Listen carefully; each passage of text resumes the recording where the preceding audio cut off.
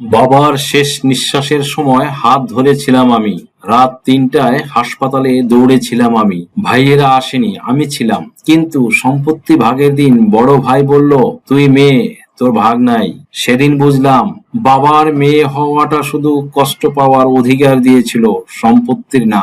নরসিংদীর ছোট্ট একটি গ্রামে থাকেন রাহেলা বেগম। বাবা আব্দুল করিম সাহেব ৩ বছর ধরে কিডনির রোগে ভুগছিলেন। ৩ ছেলে ছিলেন। বড় ছেলে ঢাকায় চাকরি করেন, মেজ ছেলে চট্টগ্রামে ব্যবসা করেন, ছোট ছেলে বিদেশে। আর একটাই মেয়ে রাহেলা।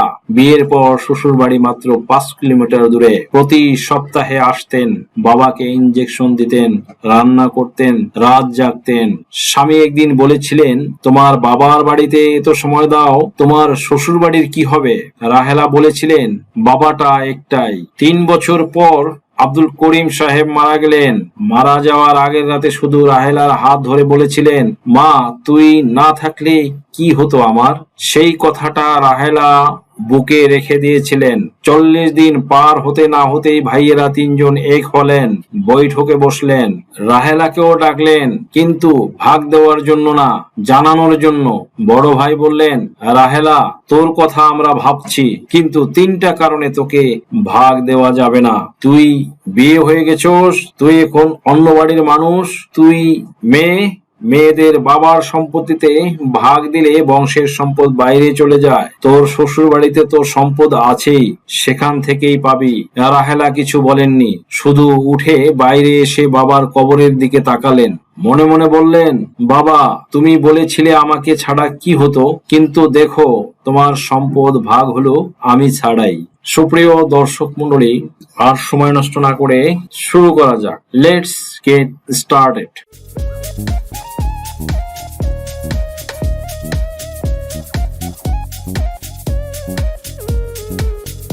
যে বিশেষ ৩ কারণে তারা পৈতৃক সম্পত্তি থেকে বঞ্চিত হবে বা পৈতৃক সম্পত্তি পাবে না, কোন সেই ৩ কারণ আজকের এই ভিডিওটি জুড়ে পর্যায়ক্রমে ডিসক্রাইব করব। বন্ধুরা, আপনারা কোন আইন মানবেন আর কোন আইন মানবেন না সেটা আমার বলে দেওয়ার কথা নয়। আমিও আপনাদের কোরআনের আইনের কথাই বলবো, তবে অ্যাজ ওয়েল অ্যাজ ১৯৬১ সালে রাষ্ট্র যে আইন করেছে যাতে এতিমদের বঞ্চিত করা না হয়, সেই আইনটি আমি অ্যাজ ওয়েল অ্যাজ আলোচনা করছি মাত্র। কিন্তু এটা শুধু আপনাদের কাছে একটা মেসেজ, বাট তার মানে এই নয় আমি ইসলাম বিরুদ্ধ হয়ে গেলাম। অন্য যা কিছু আপনারা কমেন্টস করে থাকেন এমনটি কিন্তু নয়। আপনারা সম্পূর্ণ ভিডিওটি দেখে নিজেরাই সিদ্ধান্ত নেবেন কোনটা আপনারা করবেন। এই জন্য আমাকে শুধু শুধু দোষারোপ করার কোনো মানে নেই। হটেবার আমরা মূল আলোচনায় ফিরে যাই।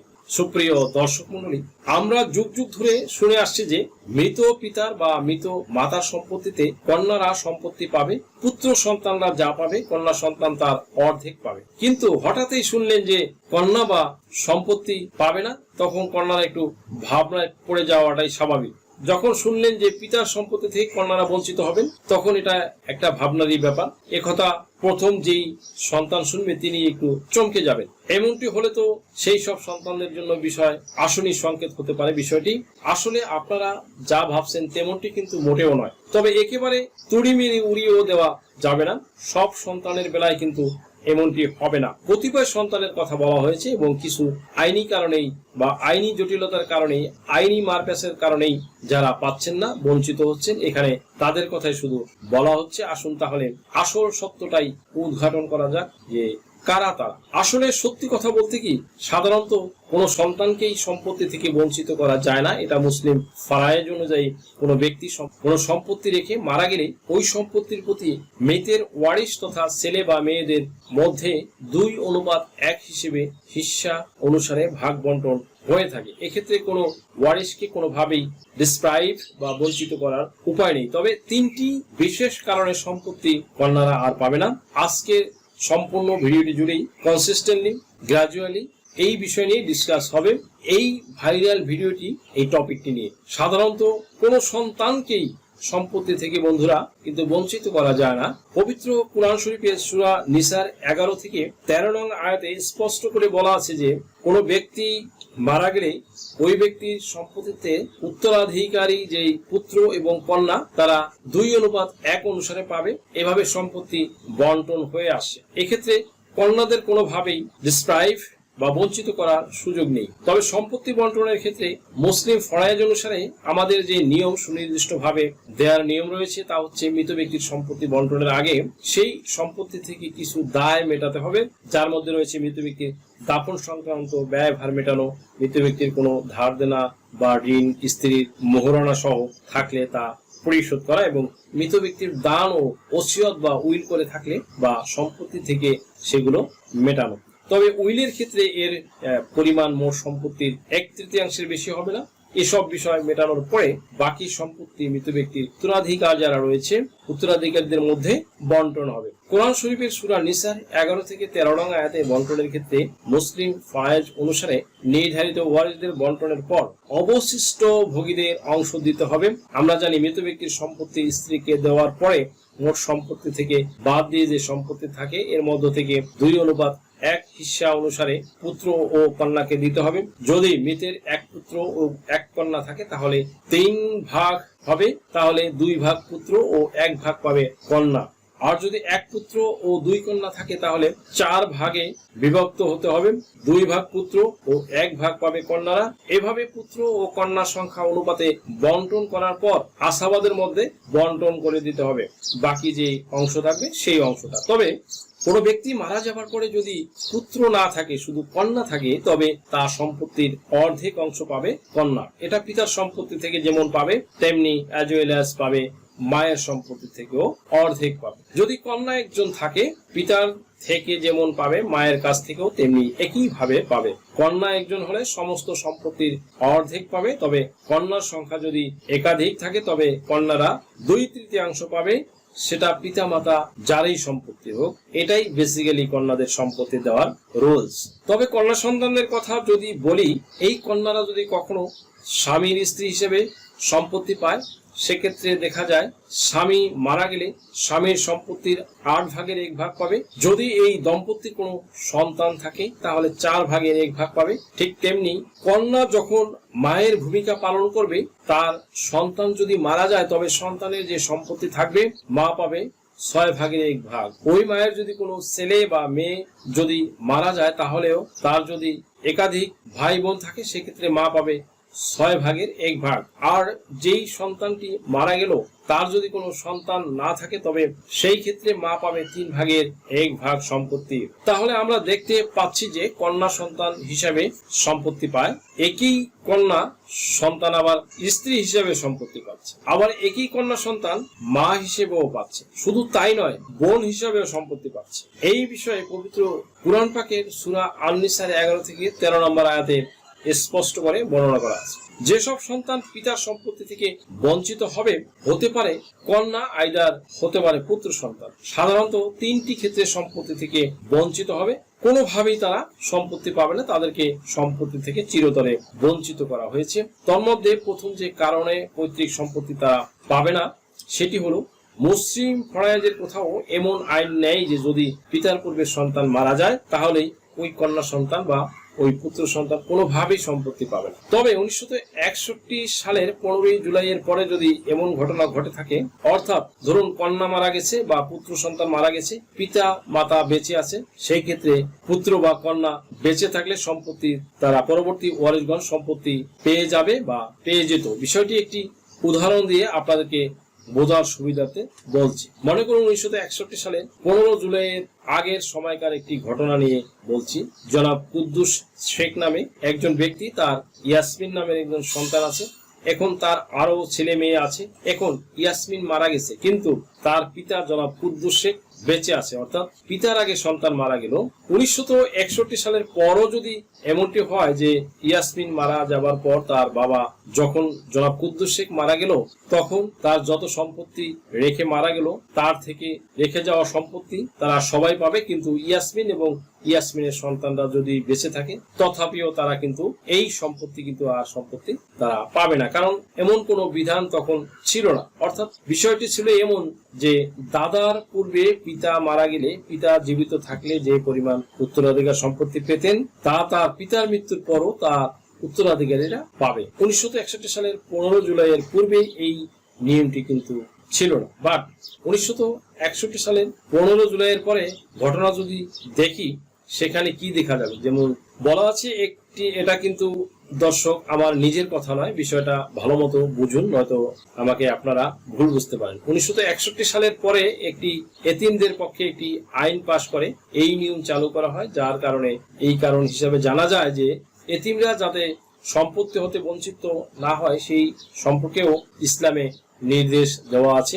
আবার মুসলিম উত্তরাধিকার আইনে কোনো সন্তানকে ত্যায্য বলে ধরা হয় না, ফলে সম্পত্তি হতে তাকে বঞ্চিত করা যায় না। তবে কোনো ব্যক্তি রেজিস্ট্রিকৃতভাবে সম্পত্তি দান বা হস্তান্তর করে গেলে এবং সন্তানকে বঞ্চিত করবার লক্ষ্যে সন্তানের অংশ উল্লেখ না করে গেলে ওই সন্তান আর সম্পত্তি পাবে না। তাহলে সেখানে দেখা গেছে যে যাতে করে কোনো এতিম সন্তানরা যেন তাদের পিতামাতার সম্পত্তি থেকে এবং অন্যে তাদের ন্যায্য অধিকারের সম্পত্তি হতে বঞ্চিত না হয়, সেই জন্য এই মুসলিম পারিবারিক আইনটি তৈরি হয়েছিল।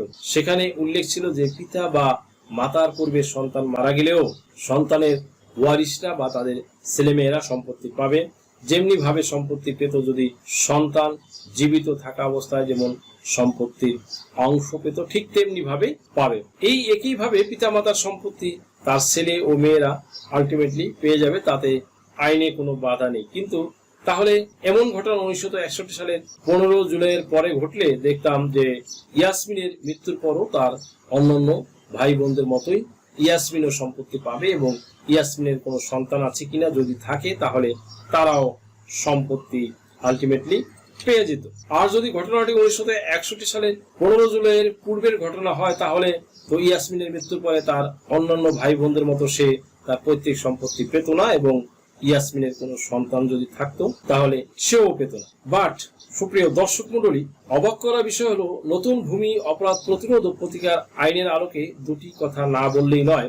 এখন যদি ঘটনাটি এমন হয়ে থাকে যে ঘটনাটি 1961 সালের 15 জুলাইয়ের পূর্বের কোনো ঘটনা হয়ে থাকে এবং ইয়াসমিনের সন্তানরা যদি শিক্ষায় দীক্ষায় উন্নত হয়ে জ্ঞানের গরিমার অধিকারী হয়ে এখন যদি তারা মনে করে থাকে যে এখন নতুন ভূমি আইনের আওতায় ওয়ারিশদের সম্পত্তি বন্টন করে বুঝিয়ে দেওয়া হচ্ছে নির্বাহী ম্যাজিস্ট্রেটের মাধ্যমে এবং ইয়াসমিনের সন্তানরা ব্যবস্থা নেবে এই আইন অনুযায়ী, তাহলে কিন্তু কোনো লাভ হবে না। বিকজ অফ যেহেতু ঘটনা 1961 সালের 15 জুলাইয়ের পূর্বে এই নতুন ভূমি আইনটি তখন ছিলই না, তাহলে কন্যারা এক্ষেত্রে সম্পত্তি কিভাবে পাবে? এটা তো কল্পনাই করা যায় না।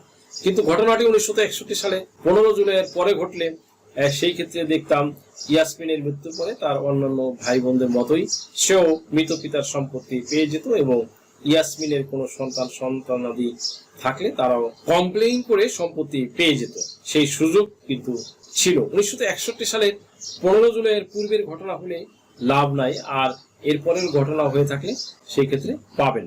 দ্বিতীয় যে কারণে পৈতৃক সম্পত্তি তারা পাবে না, যে সন্তান মারা গেছে সেই সন্তান মারা যাবার সময় যদি তার কোনো প্রতিনিধি রেখে মারা না যায়, যে মনে করুন তিনি স্ত্রী হিসাবে যদি মারা গিয়ে থাকে এবং মারা যাবার সময় তিনি তার জীবিত স্বামীকে বা স্ত্রীকে রেখে মারা যায় এবং তাদের কোনো কন্যা সন্তান বা পুত্র সন্তানাদি ছিল না, এমন হলে ওই জীবিত স্বামী বা স্ত্রী কখনোই প্রতিনিধি হিসাবে কোনো ভূমিকা রেখে যেতে পারলো না এবং তারা তাদের পৈতৃক ভিটার সম্পত্তি পাবে না, কারণ তাহারা ছিলেন নিঃসন্তান। তার চেয়ে বড় কারণ হচ্ছে একটি, যে শুধু মাত্র গর্ভজাত বা ঔরসজাত সন্তানই এরাই শুধু প্রতিনিধি হতে পারে, প্রতিনিধিত্ব করতে পারে, এছাড়া অন্য কেউ এই প্রতিনিধিত্ব করতে পারে না।